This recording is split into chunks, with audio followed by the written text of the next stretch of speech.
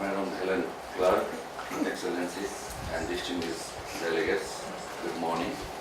First of all, I would like to thank Madam Chair for giving the floor. I appreciate the organizer, Cape Verde, Mexico, Norway, State of Qatar, Sierra Leone and Tunisia for organizing the high-level meeting initiative, achieving peaceful and inclusive societies for sustainable development, converting words into action. I also thank and appreciate the launching of the Global Alliance for reporting progress on promoting peaceful, just and inclusive societies, adding that it will prove to be an important step in contributing to revitalize partnership for peaceful societies for sustainable development. I also thank all the panelists for your important contribution and thoughtful ideas on this important topic. I would like to highlight the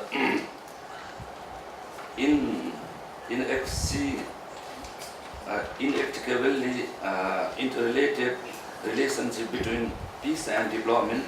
Sustainable development cannot be realized without peace and security will be at risk without sustainable development. The 2030 Agenda recognizes the need to build peaceful, just and inclusive societies that provide equal access to just and that are based on respect for human rights, including the right to development, on effective rule of law and good governance at all levels, and on transparent, effective, and accountable institutions. The factors that may give rise to violence, insecurity, and injustice, such as inequality, corruption, poor governance, and illicit financial and arms flows, should be solved sustainably through peaceful means. I would like to refer Nepal's unique peace process and how the country is now on track back to development with an ambitious view to creating a sustainable and resilient Nepal in the next few decades as an LLDC and a country emerging from violent conflict and protected transition. How Nepal is doing its best to recover from the losses, especially that caused by the earthquake, landslide problem, flooding last year, though will back better reconstruction plans by taking into account the ambitious and transformative 2030 Agenda for Sustainable Development. Thank you.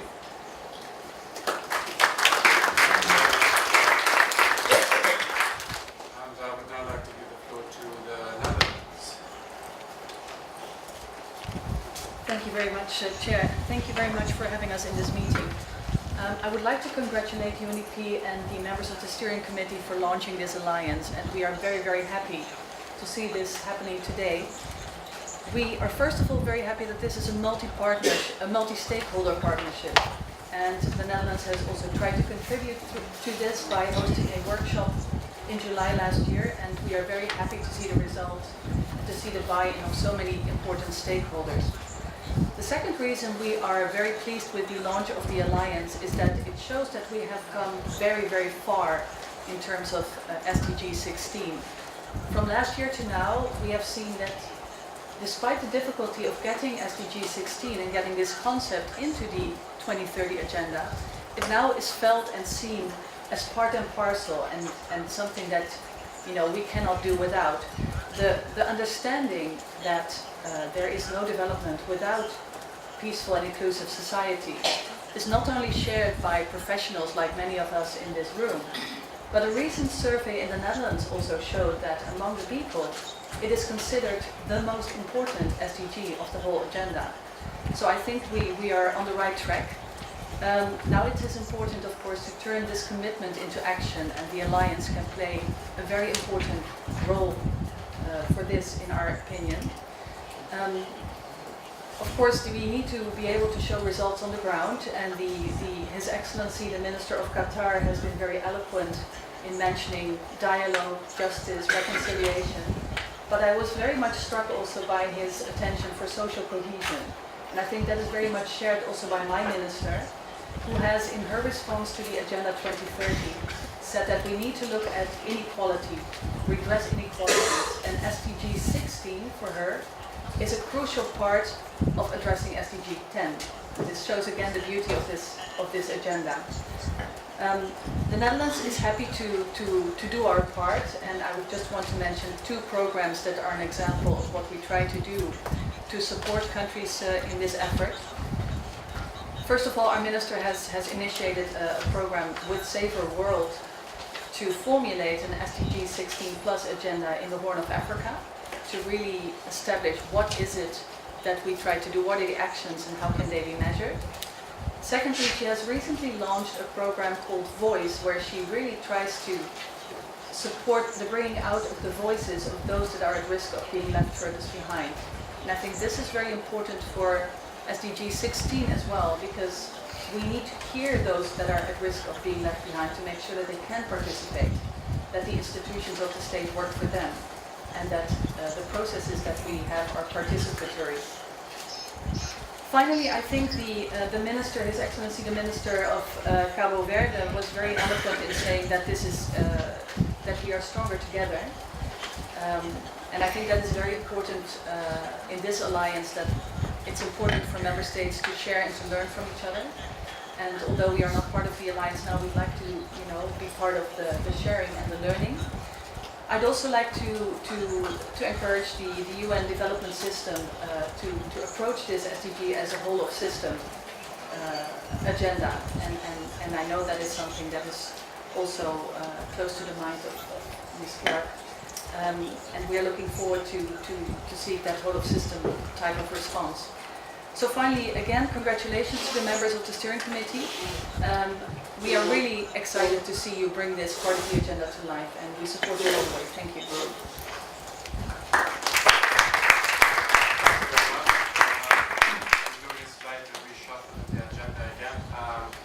We're very happy to welcome His Excellency Dr. the Foreign Minister of Sierra Leone, who will now give us a statement. Excellency. Thank you, Mr. Chair. Colleagues, at the outset, let me express profound appreciation to you for joining us at this launching event, and for your insightful remarks. Let me commend Ms. Ellen Clark, UNDP Administrator and her team for facilitating this launching event of the Global Alliance for Reporting Progress and Promoting Peaceful, Just and Inclusive Societies. And also thank her for her very instructive remarks.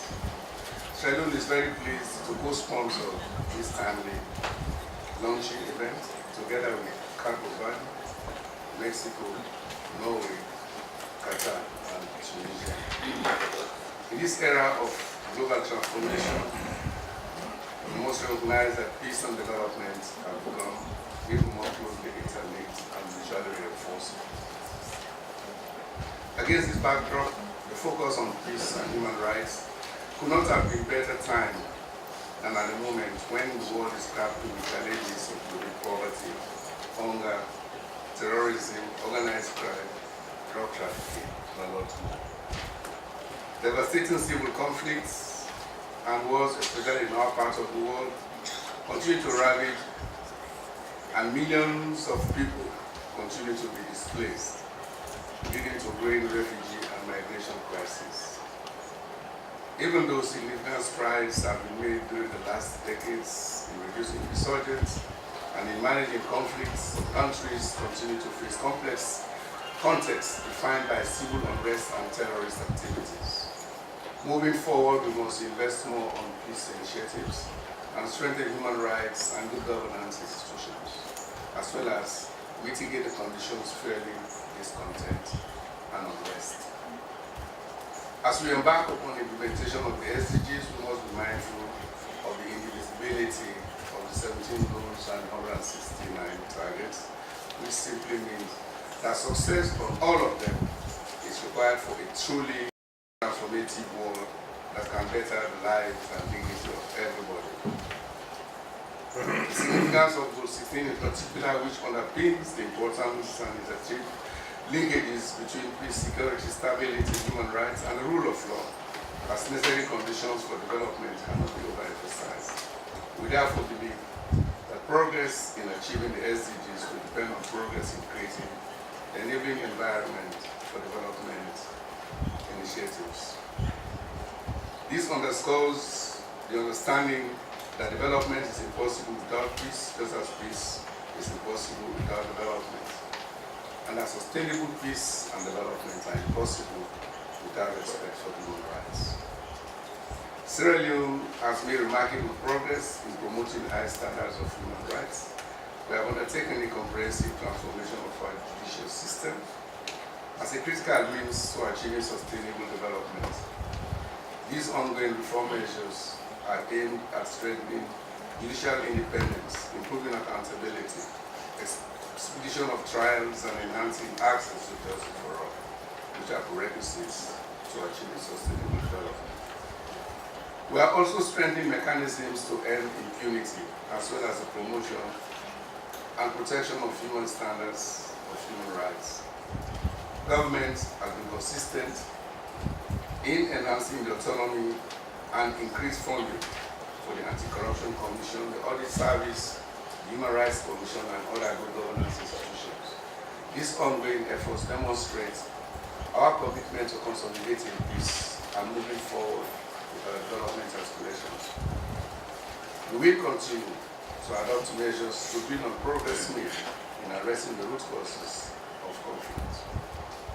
We welcome the unanimous adoption of Security Council Resolution 2282 and General Assembly Resolution 70/262 in April this year, which identifies sharing good practices of peace building as well as institution building, and also demonstrate commitment towards a comprehensive approach to transitional justice and accountable security sector with democratic oversight. In conclusion, the launching of the Global Alliance for Reporting Progress on Promoting Peaceful, Just, and Inclusive Societies is very timely and critical to achieving progress on the 17 goals and 169 targets of the SDGs. It will assist member states as well as the wider international community in measuring and evaluating not only progress made, but also the challenges and gaps at the respective national levels and how to address them. This process should be nationally led and owned with members, partners, providing technical and financial assistance in that of achieving our collective commitment of no one behind. I thank you.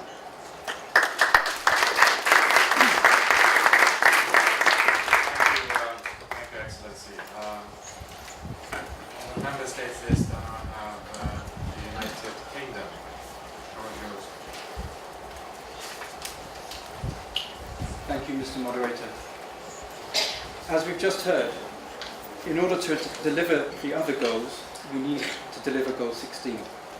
No society will prosper if corruption blocks progress, if violence and instability are rife, or if growth patterns are not sustainable.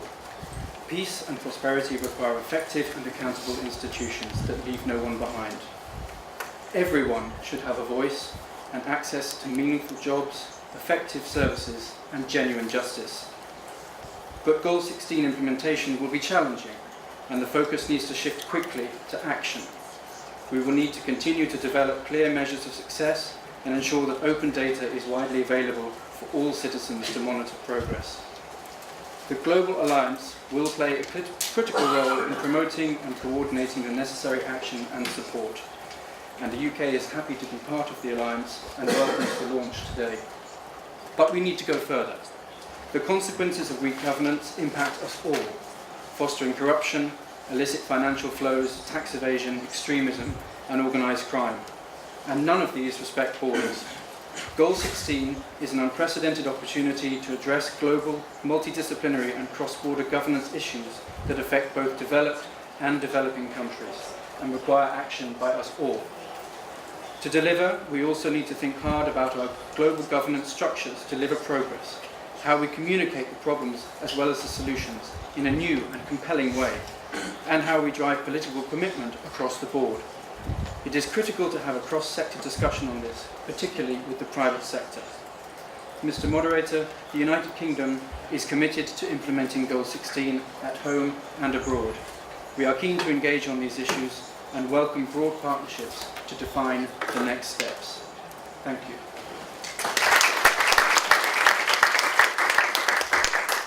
Thank you very much.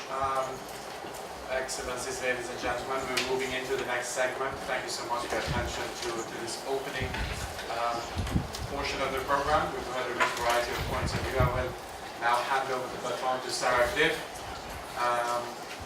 who will moderate the next section. Thank you all very much, and Sarah.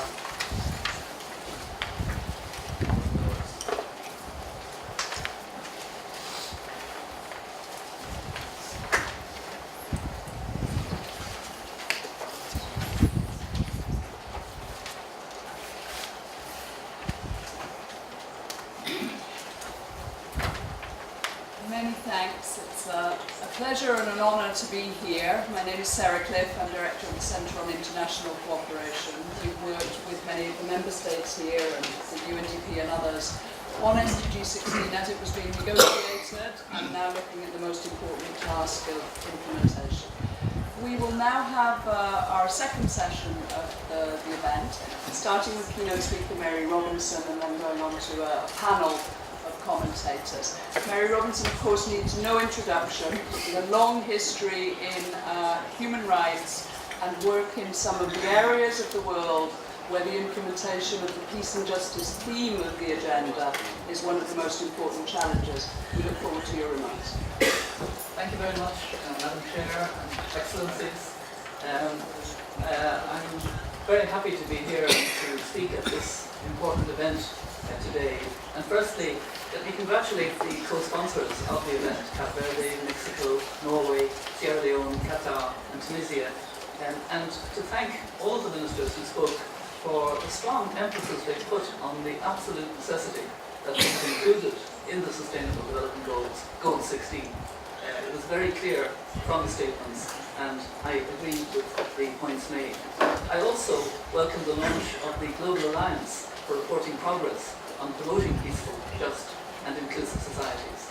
This is a topic that has been close to my heart from a very early stage in my life.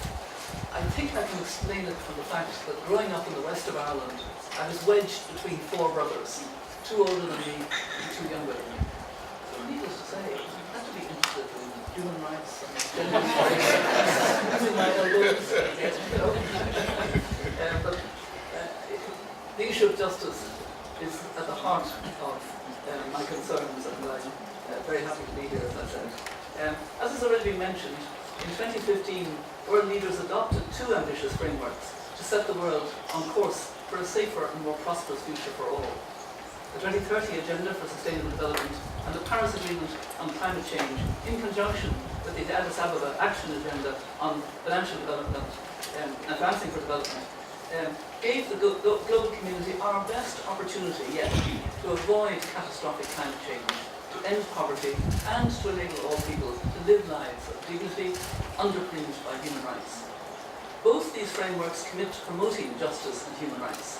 Agenda 2030 sets out to achieve, and I quote, a world of universal respect for human rights and human dignity, the rule of law, justice, equality and non-discrimination, of respect for race, ethnicity and cultural diversity, and an equal opportunity permitting the full realization of human potential and contributing to shared prosperity. In addition, Agenda 2030 contains this specific Goal 16 on achieving peaceful, just and inclusive societies for sustainable development. I was pleased to see that the concept note makes linkages with Goal 16 and clearly does not see it as a standalone goal. I just quote, it said, because SDG 16 has key links to other parts of the 2030 agenda to ensure delivery of peaceful, just and inclusive societies. Chief among these are the links to equality, SDG 10, gender equality, SDG 5, education, SDG 4, especially target 4.7, and promotion of a culture of peace and non-violence, and safe cities, SDG 11. I actually had a good experience of participating in a symposium that made those linkages. It was in July of this year, and it was the first international symposium hosted by the Mary Robinson Centre in my hometown of Ballina in the west of Ireland. This conference brought together key stakeholders who have particular interests in SDGs 5, 10 and 16, and we focused on promoting equality, human rights and women's participation and leadership. The conference reinforced for me the importance of these three goals and the central role they play in achieving all SDGs. Interestingly, the challenge of monitoring and reporting these SDGs was raised a number of times at the conference, a call for exactly what you have formed now, this alliance. And it was clearly something that people felt would be absolutely necessary. And given the growing threat of climate change, I would like also to link Goal 13 on this list. You'll recall that the Paris Agreement also recognises the need to respect and promote human rights, the rights of indigenous peoples, gender equality, women's empowerment and intergenerational equity to achieve a just transition. These frameworks give the world a good opportunity to achieve peaceful, just and inclusive societies. As my good friend and renowned Irish poet, sadly the late Seamus Heaney, once said, if you have the words, there's always a chance that you'll find the way. Well, we have the words, and now we just have to make sure we find the way, as you put it, converting words into action. We know that sustainable development is not possible without action on climate change, and climate action is not possible without sustainable development. Critically, neither is possible without the rule of law and access to justice for all. For me, climate change is fundamentally a question of justice. It's an injustice that the people who are suffering the worst impacts of climate change are the least responsible for its causes. It's an injustice that people go hungry or lose their homes, despite the fact that they don't drive a car, own a fridge, or contribute to the overconsumption that causes climate change. It's an injustice that people who are already vulnerable due to gender, race, or poverty have their human rights further eroded by climate change. I have another mandate for the UN. As you may know, I am the Special Envoy of the Secretary General on El Niño and climate. 60 million people are seriously affected, and yet it's a hidden, slow onset issue, and it is causing acute malnutrition among children. It's causing severe problems of water scarcity, etc., in different countries of the world, as I've seen personally. The principles of climate justice that my foundation upholds are relevant to the implementation of the Sustainable Development Goals, and unsurprisingly, I see them reflected in the work of the Global Alliance. I'm happy to see the need for new forms of partnership highlighted in the work of the Alliance. Achieving progress on the implementation of all the SDGs requires new forms of partnerships, getting out of our silos, getting out of our traditional ways of doing, and working better together between states, civil society, and the private sector. We must find new ways of working if we're to achieve the SDGs. There's another principle of climate justice that's very relevant to the delivery and monitoring of SDG 16, and one that should be at the heart of its implementation, ensuring that decisions on climate change are participatory, transparent, and accountable. So this principle of participatory, transparent, and accountable is already reflected in the targets for SDG 16. For example, 16.6 target says, develop effective, accountable, and transparent institutions at all levels. By consulting with and ensuring the active participation of all relevant stakeholders in decision making, there's a greater likelihood of actions being supported and successful. This participation should also filter through to the monitoring of the SDGs. And I would encourage the Alliance to promote participatory methodologies in the monitoring of the SDGs. I think this point has already been made once or twice. These should look past the usual suspects and stakeholders and involve the communities and people that the decisions affect most. As the Alliance sets about collecting case studies and good practices on the reporting of progress, I'd encourage you to highlight some of these participatory processes. The final principle of climate justice I'd like to highlight today is gender equality and equity. While I recognise there's a specific goal for gender equality, Goal 5, I feel strongly this is something that should be considered across all the SDGs. After all, we cannot achieve peaceful, just and inclusive societies unless we make progress on gender equality. As the summary report of the Beijing Declaration and Platform for Action Terms 20 points out, that while real progress has been made, no country has achieved gender equality. I was honoured in 2013 to be appointed by the UN Secretary General as his special envoy for the Great Lakes region of Africa. I understand that I was the first woman to be a lead mediator in a conflict situation. In this role, I saw an opportunity to bring a new way of thinking to the implementation of the peace, security and cooperation framework. One that was both top-down and bottom-up. I called it a framework of hope and emphasised that it had to be inclusive. I focused not only on trust building between key heads of state and their governments, but also on the engagement of civil society, and especially women's organisations, as advocates for lasting peace. As envoy, I witnessed firsthand the horrific impacts of conflict on women and children, but I also saw their resilience and the benefits of including women in determining the solutions. Recognising this role and having a lot of opportunities to meet separately with women, I would meet with civil society and then have a separate meeting with women, because often in a wider civil society they wouldn't be sort of confident enough to have their voice heard. So it was useful to meet them also separately. I realised that we had to somehow structure this. So I was happy to be involved in the formation of the Women's Platform for the Peace, Security and Cooperation Framework for the Great Lakes region, with the strong support of the Global Fund for Women. This platform set out to support women's groups to contribute to the peace process in the Great Lakes region. And I've also been following the positive peace process in Colombia, and I've seen the importance of the acknowledgement of the role of women in that peace process. So I think it is becoming more mainstream, if I put it that way, that we have to involve women and indeed girls and women's organisations in a very effective way in the process. And this brings me to the final point that I'd like to make: universality. Unlike their predecessors, the Millennium Development Goals, which focused on challenges in developing countries, the SDGs are, of course, for all nations. 17 goals and 169 targets apply to all countries and are designed to address global inequalities while sustaining people within planetary boundaries. This is important not just for Goal 16 or Goal 13 on climate change, but for all the SDGs. As to date, again, no country has developed sustainably or equitably. The current fossil fuel dependent model of development does not realise gender equality, just and inclusive societies, or equitable economic growth. We have to be more transformative than we have been to date. We need a new model of development. The OECD reports that the gap between rich and poor is at its highest level in 30 years. The SDGs and the Paris Climate Agreement provide us with a framework to address this and to ensure genuinely just, equitable and sustainable development for all. Putting the SDGs into action reminds us of our interdependence. Each country has expertise related to the 17 goals to share.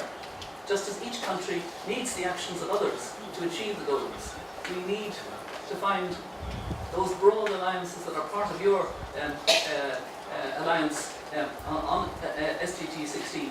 And I'm reminded of an Irish proverb, which you won't understand when I say it in Irish, but I love to say it in Irish. It's our Scottish Chéile of Warren Nadini. It's in each other's shadow that we flourish. So we will flourish in each other's shadow if we each do our part and if we work together. The Alliance is an example of this interdependence and demonstrates the innovative ways of working required to achieve the SDGs, bringing together a diverse range of actors across the globe to achieve peace and justice. So I wish you the very best in your endeavours, and I look forward to hearing the updates as you continue with your work. Thank you very much.